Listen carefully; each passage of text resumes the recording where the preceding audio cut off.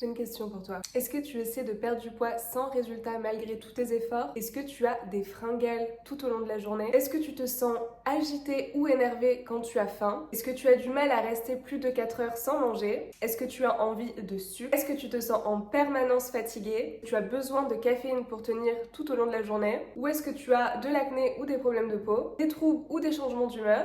Est-ce que tu es souvent enrhumé? Ou est-ce que tu souffres de déséquilibre hormonal? Bon, déjà, si tu as répondu oui à au moins une de ces questions, je t'invite fortement à regarder cette vidéo et à rester ici bien au chaud. Et si ce n'est pas le cas, je vais te poser une dernière question. Est-ce que tu penses que tu peux te sentir mieux dans ta vie? Et si c'est ce que tu souhaites, eh bien, je t'invite toi aussi à regarder cette vidéo jusqu'au bout. Aujourd'hui, je vais te parler d'un livre que j'ai lu il y a 2 mois et dont j'ai appliqué ces conseils ces 2 derniers mois. Et je me suis dit qu'il fallait absolument que je t'en parle parce que ça a été un game changer pour moi et je me sens tellement mieux depuis. Fallait bien que je te partage tous ces secrets. Ici, je parle du livre Faites votre glucose révolution de Jessie Inchauspé ou sur les réseaux sociaux Glucose Goddess. Et comme pour chaque vidéo, je préfère faire un disclaimer. Tous les conseils ne sont pas à prendre au pied de la lettre. Certains peuvent paraître extrêmes, complètement lunaires, ou qu'importe, chacun a sa propre interprétation et son mode de vie. Le plus important, c'est que tu ajustes à toi-même, à ta vie, à ta personnalité. Tu es libre de faire tout ce que tu veux ou ne pas faire. Si tu ne veux pas appliquer ces conseils parce que tu estimes que c'est trop compliqué,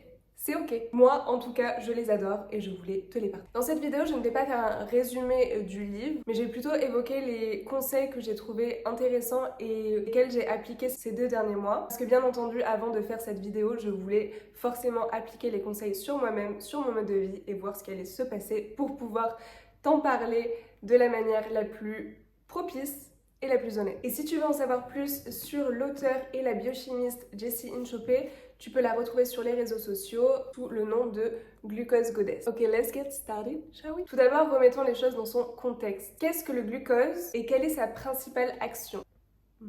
Le glucose est la principale source d'énergie dans notre organisme. Nous le puisons principalement dans les aliments que nous mangeons au quotidien et sa fluctuation peut varier tout au long de la journée. C'est là où justement c'est problématique parce que des forces hausses de glucose, autrement appelées les pics de glucose, ont un impact sur notre humeur, notre énergie, notre sommeil, notre poids, notre peau, notre système immunitaire, le risque de maladie cardiaque et même notre fertilité. On pense souvent que lisser sa courbe de glycémie concerne seulement les diabétiques, alors qu'en réalité, non, le glucose nous affecte à tous dans notre quotidien. Et il y a grand nombre de questions qu'on peut se poser pour savoir si notre glycémie est déréglée, et c'est justement les questions que je t'ai posées en début de cette vidéo, donc je t'invite à retourner au début de la vidéo pour te reposer les mêmes questions, mais si tu es encore là, c'est que ça t'intéresse un minimum et que tu as bien compris que tu pouvais améliorer ta glycémie. Du coup, les conseils que je vais énumérer dans cette vidéo ont pour but de venir lisser ta courbe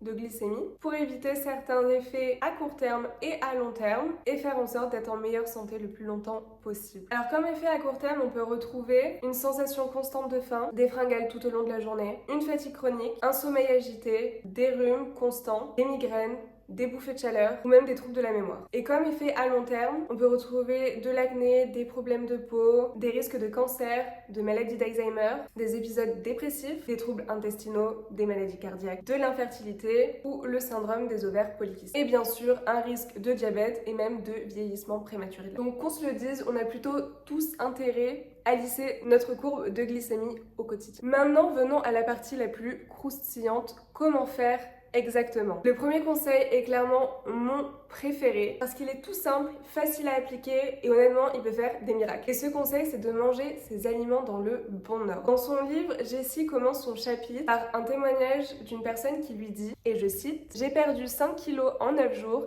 et la seule chose que j'ai faite, c'est changer l'ordre dans lequel je mange les aliments. » Et c'est pour ça que j'adore ce conseil. À savoir que cette personne, dite Bernadette, n'a absolument pas changé ce qu'elle mangeait. Son apport calorique est resté le même. Elle a juste changé l'ordre dans lequel elle mangeait ses aliments. Du coup, tu vas me dire, mais quel est l'ordre à suivre? Eh bien, il est le suivant. Les fibres en premier, donc tout ce qui est légumes. Ensuite, les protéines et le gras. Donc protéines, on retrouve viande, poisson, œufs, tofu, lentilles, haricots rouges, gras. Et ensuite les féculents et le sucre. Donc les féculents, le riz, les pâtes, etc. Et le sucre, tout ce qui est bien évidemment sucré. Et ce phénomène a été justement prouvé scientifiquement grâce à une étude faite sur 2 groupes de diabétiques de type 2 pendant 8 semaines. En ne changeant absolument rien à leur alimentation en mangeant exactement la même chose. Pour les 2 groupes, un groupe a seulement changé l'ordre dans lequel il mangeait ses aliments et l'autre est resté comme avant, n'a rien changé. Après 8 semaines, le premier groupe a enregistré une baisse significative de leur taux mesurant leur diabète et donc un recul de celui-ci, alors que l'autre groupe n'a vu aucune amélioration. Mais alors, comment expliquer cela? C'est tout simple, il faut voir l'estomac comme un évier et en venant manger les glucides en premier, donc les féculents et le sucre, les molécules de glucose passent directement dans le sang et provoquent donc des pics de glucose. Alors que si on vient manger en premier les fibres, donc par exemple une salade, ceux-ci pauvres en glucides viennent tapisser l'intestin grêle d'un gel visqueux qui freine le passage du glucose dans le sang. Ce qui vient donc ralentir la décomposition et l'absorption du glucose atterrissant dans l'évier après les fibres et donc vient lisser la courbe de glycémie. Donc je le rappelle, l'idéal pour éviter les pics de glycémie, trop important, est de commencer par les fibres, ensuite les protéines et le gras, et de terminer par les glucides et le sucre. Par exemple, dans une assiette d'un déjeuner classique, qui peut être brocoli, riz, poulet, on va faire le cliché de la fit girl. On va d'abord venir manger les brocolis, ensuite le poulet, qui a sûrement été cuit dans de l'huile, donc les graisses, et on va toujours terminer par le riz, les glucides. Et ensuite, on vient manger un dessert si on en a envie. Mais ça, je viendrai en parler un peu plus tard dans la vidéo de pourquoi il est plus intéressant de manger un dessert plutôt qu'un snack à 4 heures. J'en viens donc à mon deuxième conseil qui est de venir ajouter des légumes en entrée de votre repas. Je pense qu'on a tous compris la logique derrière ce conseil, mais ça va être de venir ajouter des fibres en plus du repas. Le plus de fibres, le mieux pour lisser sa courbe de glycémie. Si on reprend le même plat, brocoli, poulet, riz, avant de le manger, faire une petite salade avec de la salade, des crudités en entrée que tu viens assaisonner d'une vinaigrette et je te parlerai justement du bienfait du vinaigre sur la glycémie après. Et donc ce que je me suis mise personnellement à faire, c'est de faire une grosse salade en début de semaine qui va me tenir sur toute la semaine plus ou moins, que je viens manger avant mon repas. Et généralement, je me mets à cuisiner mon repas au moment où j'ai extrêmement faim. Donc là c'est parfait, je mange ma petite salade en cuisinant, donc ça me cale un peu et ça évite de manger trop vite et de me jeter sur ma nourriture. Et en plus de ça, ça rajoute des fibres à mon alimentation, donc ça vient lisser ma courbe glycémique. Et si tu veux pousser le truc jusqu'au bout, lorsque tu vas au restaurant, ce que tu peux faire, c'est soit avant de partir au restaurant, manger une salade, ou bien quand tu arrives au restaurant, avant de manger ton entrée, prendre une salade en entrée avec une petite vinaigrette. Bon, après ça dépend de à quel point tu veux pousser le truc dans ton quotidien. Troisième conseil, et sûrement mon deuxième préféré parce qu'il va à l'encontre de ce que la société nous a fait penser, c'est le petit déjeuner. Ces dernières décennies, dans notre société, les industriels ont mis à l'honneur les petits déjeuners sucrés comme bons pour la santé, en mettant en avant un jus de fruits par-ci, des tartines de confiture par-là, ou même des spécial cas parce que peu caloriques. Mais on a eu tout faux de croire à ces publicités, parce que de 1, peu calorique ne veut pas dire bon pour la santé. Si on fait un point sur les calories, toutes les calories ne se valent pas. 200 calories restent 200 calories, certes. Cependant, 200 calories de Nutella vs 200 calories de Nutella, en termes de nutriments, ça n'a rien à voir. Et c'est exactement la raison pour laquelle j'ai arrêté de compter mes calories au quotidien. Parce que finalement, ça ne veut pas dire grand-chose. Ce qui importe vraiment, c'est les nutriments qu'on retrouve à l'intérieur de l'aliment. 200 calories de Nutella est composé principalement de mauvais gras, d'huile de palme et de sucre. Et ça, notre corps n'en a absolument pas besoin, on se le dise. Et alors, ne savant pas quoi en faire, il va probablement les stocker. Alors que 200 calories d'avocat, eux, sont composés de fibres, de bons gras et de protéines. Et c'est dont tout le corps a besoin pour bien fonctionner. Du coup, il va s'en servir pour créer de l'énergie. Alors ça, c'était ma parenthèse sur les calories. Mais revenons donc sur le petit déjeuner. Une étude a montré qu'après un petit déjeuner riche en sucre et qui provoque des gros pics de glycémie, la faim revient plus rapidement. Et j'ai fait le test de manger des pancakes au petit déjeuner, même si j'ai fait en sorte qu'ils étaient sains et protéinés, et un petit déjeuner salé composé d'œufs, de bacon, d'avocat et de pain. Et je peux te dire que pour les pancakes, 1 à 2 heures après, j'avais de nouveau faim, alors que pour un petit déjeuner salé, ça peut me tenir 4 à 5 heures sans que je ressente la faim. Donc la question est, quel est le petit déjeuner optimal? Eh bien celui-ci est salé, tu l'auras compris. Personnellement, ça fait donc 2 mois que j'ai augmenté mon apport calorique quotidien en mangeant un petit déjeuner bien plus conséquent, mais salé. Et je peux te dire que les résultats ont été flagrants sur l'envie de sucre qui a diminué, les fringales qui sont parties, même le gras stocké sur ma culotte de cheval que je n'arrivais pas à perdre depuis des années en vain, qui a diminué juste en changeant ça. Donc je le répète, ce petit déjeuner est simple, je l'ai fait en 5-10 minutes tous les matins. Il se compose de 2 œufs brouillés ou au plat, 2 tranches de bacon, d'avocat ou de tomates cerises selon ce que j'ai, et de pain que je tartine des fois de Philadelphie. Et si tu as vraiment une sweet tooth, Jessie propose dans son livre des alternatives sucrées à faible indice glycémique. Par exemple, il est possible que tu te prépares un smoothie. Par contre, il ne faut pas mettre plus de fruits que tu ne pourrais manger en entier dans un seul repas. Venons-en au 4e conseil, et celui-ci, j'en ai déjà entendu son contraire. Mais encore une fois, j'adore la raison et l'explication qui fait que je suis persuadée que ce conseil est vrai et non pas son contraire. Celui-ci est de préférer manger un dessert à la fin de son repas que plutôt un snack sucré à 4 heures. Pourquoi? Parce qu'on va reprendre mon 2e conseil. En mangeant un dessert à la fin de notre repas, notre estomac est déjà tapissé par les fibres et par les protéines. Ce qui va faire que le glucose contenu dans le dessert va être moins facilement absorbé par le sang et donc réduire le pic de glycémie. A l'inverse, lorsque l'on prend un goûter en milieu de journée, lorsque l'estomac est vide, eh bien il n'y a plus cette barrière protectrice de fibres dans l'estomac et donc le glucose va rentrer plus facilement dans le sang et provoquer un pic de glycémie. Alors, est-ce que ça veut dire qu'il faut totalement bannir les goûters sucrés? Eh bien non. Il existe plusieurs solutions pour continuer à manger des goûters sucrés tout en évitant ces pics de glycémie, fort heureusement. Et c'est mon prochain conseil qui est de boire du vinaigre de cidre ou du vinaigre tout court d'ailleurs. Le but est de venir se préparer dans un verre une cuillère à soupe de vinaigre.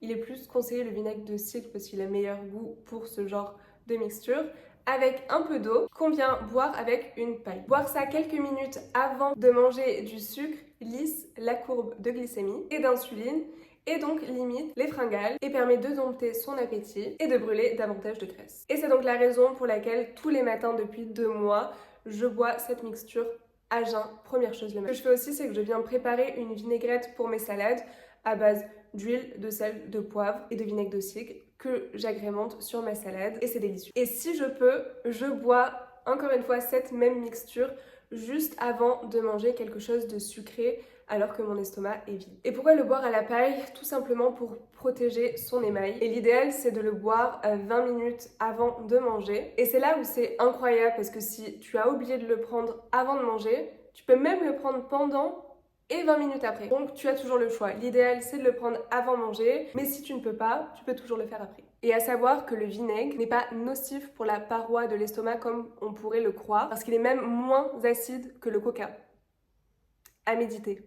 Mon 6e conseil concerne toujours le goûter et une autre alternative pour celui-ci, qui est le mieux d'adopter un goûter salé si possible, plutôt que sucré, même si on prend du vinaigre de cidre avant. Pour les mêmes raisons que précédemment, manger du salé dans un estomac vide ne va pas venir impacter ta glycémie. Et donc pour ça, tu peux très bien manger un yaourt grec avec des noix, de la purée d'amande, ou bien une part de fromage, des carottes avec du houmous, des noix avec du chocolat noir à 90%, un œuf ou du jambon par exemple. 7e conseil que j'ai également commencé à appliquer il y a de ça 2 mois et qui est pourtant connu depuis la nuit des temps, c'est de bouger après le repas. Bouger va tout simplement permettre de brûler des molécules de glucose et donc de lisser la courbe de notre glycémie.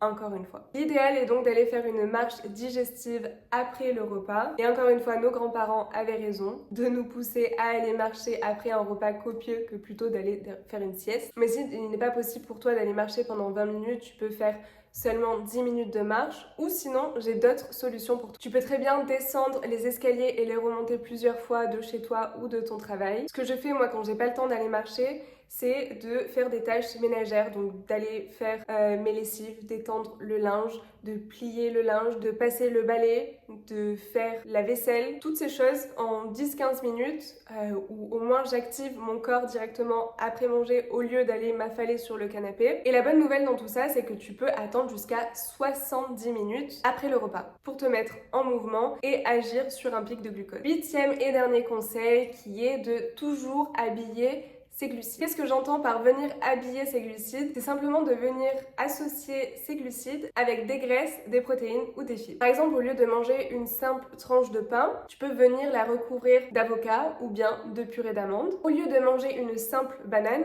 tu peux venir la manger avec des noix. Et si tu prépares des cookies, tu peux venir glisser à l'intérieur de la pâte des noix également. Ou bien si tu manges un crumble aux pommes, de venir le napper de crème. Peut-être que tu arrives à la fin de cette vidéo et tu te dis waouh, oh my god, trop d'informations, trop de choses à changer, ou au contraire, tu as trouvé ça plus facile à mettre en place. Quoi qu'il en soit, tu n'es pas obligé de mettre tout en place de suite, maintenant. Personnellement, de mon côté, j'ai tout mis en place tout d'un coup parce que j'adore tester ce genre de choses sur mon corps.